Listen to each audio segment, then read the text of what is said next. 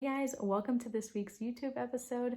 This week we are talking about flying tips and traveling tips for children with autism. I am so excited because this week is super special that I got to interview my boyfriend, Elan Ben-Hanania, who is also an airline pilot and shares his tips and resources and insights on how to provide accommodations for children with autism. Now, I'm going to be sharing with you guys some tips here on this video, but if you stay until the end, you're going to get an exclusive PDF guide on our Q&A, a social story that one of the therapists at Pieces of Inspiration have created, and you're going to be getting my top 5 recommended products for families to purchase to have on their carry-on bag for their children with autism to be more comfortable during a flight. Plus, I am also sharing some tips on what to do before the flight, the day before, hours before.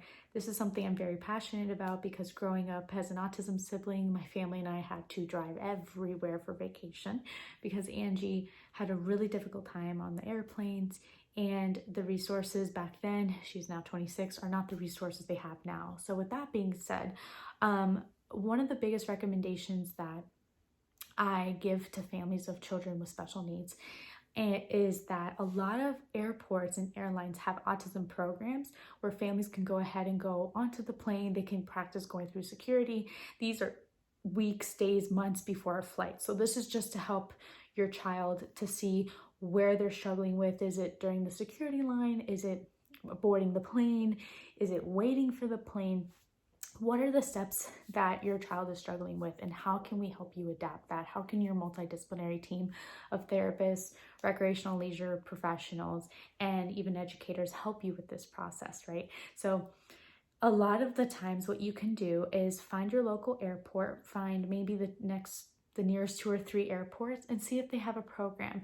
I can't specifically say which airlines. I do know that for Fort Lauderdale, JetBlue has an amazing autism program, and other airports as well are collaborating with airlines to have sensory rooms in their airports. They have autism programs in their airports. So you really just have to check in specifically to the airport that's nearest you. And if there is no autism program for an airport nearest you, call them and ask. It doesn't hurt, right? It doesn't hurt to ask guest services to maybe get a guest pass. You never know.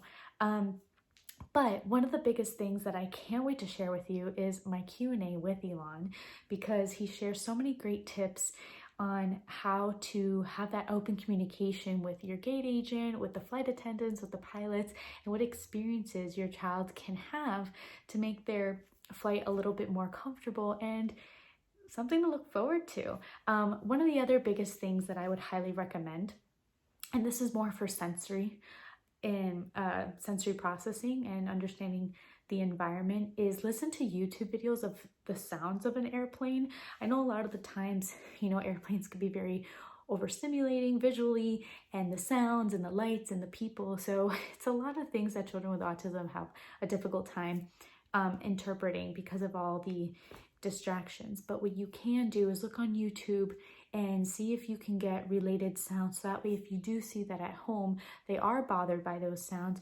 A big tip right there, a big red flag is saying, oh, my child might need headphones, okay, noise canceling headphones.